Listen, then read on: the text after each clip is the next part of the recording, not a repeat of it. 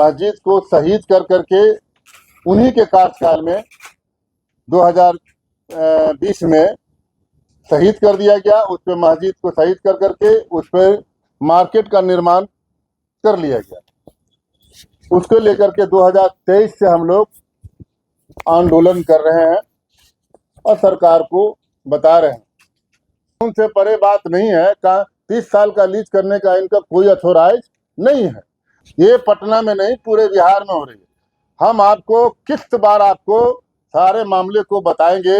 अगले हफ्ते फिर हम लोग बैठेंगे, आप लोगों को बुलाएंगे, आमंत्रित करेंगे। शिया वक्फ बोर्ड का केवल एक मामला नहीं है। ये आप चले जाइए, आप बाईपास पर चले जाइए तो बाईपास पर एक कुम्हरार जगह है। कुम्हरार में आपने देखा होगा रिनॉल्ट एक कंपनी है, वो रिनॉल्ट कंपनी कब्रिस्तान है वो। भारती और हमारे साथ बगल में है राजू भारती, जो वक्फ सुरक्षा परिषद के महासचिव हैं। हम लोग पिछले कई दिनों से आप लोगों को मुखातिब कर रहे हैं कि पटना सिटी में वे अमीरी बेगम की मस्जिद एक थी, जिस मस्जिद को अभी जो वर्तमान शिया वक्फ बोर्ड के चेयरमैन बनाए गए हैं इरशाद अली आज़ाद, जो पूर्व में भी चेयरमैन थे शिया वक्फ बोर्ड के, उन्होंने इसको मस्जिद को लीज कर दिया था और 11 महीने की लीज किया गया था। उस नोटिफिकेशन में लिखा हुआ है कि किसी भी तरह का मस्जिद से छेड़छाड़ नहीं करना है।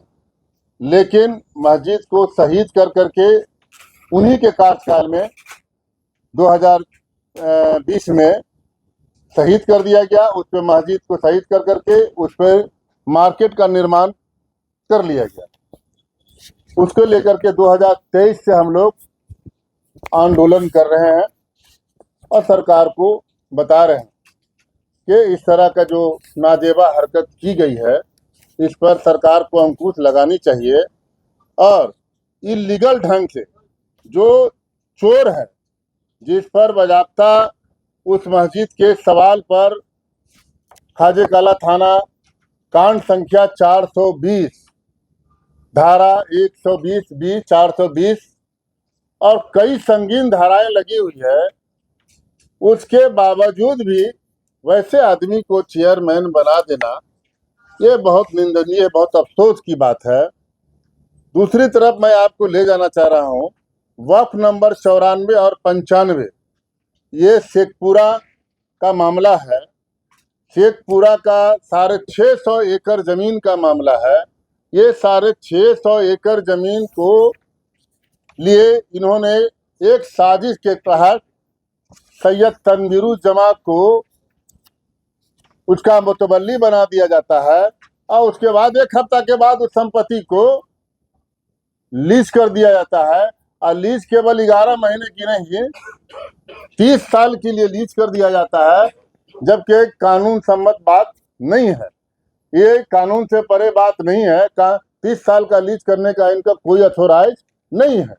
और उसी में बाज़ाब्ता वो जो है एक पावर दे दिया गया उस लीज में कि वो जो लीज धारक है उस प्रॉपर्टी का मालिक बन सकता है, वो मोटेशन करा सकता है और वो मोटेशन करा के अपना रसीद भी कटा सकता है।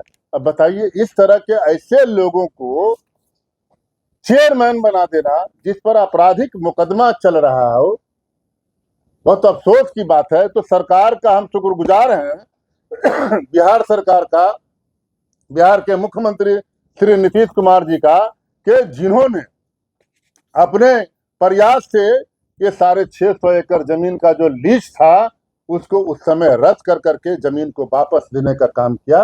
ये काबिले तारीफ है। नहीं, पूरे बिहार में हो रही है। ये पटना में नहीं, पूरे बिहार में हो रही है। हम आपको किस्त बार आपको सारे मामले को बताएंगे। अगले हफ्ते फिर हम लोग बैठेंगे, आप लोगों को बुलाएंगे, आमंत्रित करेंगे। शिया वक्फ बोर्ड का केवल एक मामला नहीं है। ये आप चले जाइए, आप बाईपास पर चले जाइए तो बाईपास पर एक कुम्हरार जगह है। कुम्हरार में आपने देखा होगा रिनॉल्ट एक कंपनी है, वो रिनॉल्ट कंपनी कब्रिस्तान है वो, जिस कब्रिस्तान को लीज किया था इरशाद अली आज़ाद ने। उसी जगह पर एक और है अमर पांडे जी का, जो कब्रिस्तान पर एक शोरूम बना हुआ है, वो भी कब्रिस्तान का है, उस समय लीज किया गया था। बहुत सारी बातें हैं जिसको हम लोग आपको किस्तों में हम लोग आपको देने का काम करेंगे, समझाएंगे, बताएंगे। संपत्ति के जो मुहाफिज हैं, जो सुरक्षा करने वाले लोग हैं, वही वक्फ के संपत्तियों को बेच रहे हैं, खरीद रहे हैं, पैसा कमा रहे हैं। ये तो आज से नहीं, जब से ये लोग चेयरमैन बने, इससे पूर्व में मैं मांग करता हूं कि इनकी जो संपत्ति है, जब ये आदमी एक बाइक पर पटना के सड़कों पर, खटारा पर घुमा करते थे, उस समय इनके पास पैसे नहीं हुआ करते थे। आज हजारों करोड़ की संपत्ति का मालिक कहाँ से हो गया? इसकी ईडी की जांच होनी चाहिए, सीबीआई जांच होनी चाहिए इरशाद अली आजाद के खिलाफ। चेयरमैन के जो मौजूदा चेयरमैन की संपत्ति, उसकी जांच होनी चाहिए, उनको बर्खास्त किया जाना चाहिए। किसी को बना दीजिए, हमको कोई लेना देना नहीं, कोई ईमानदार आदमी आ जाए।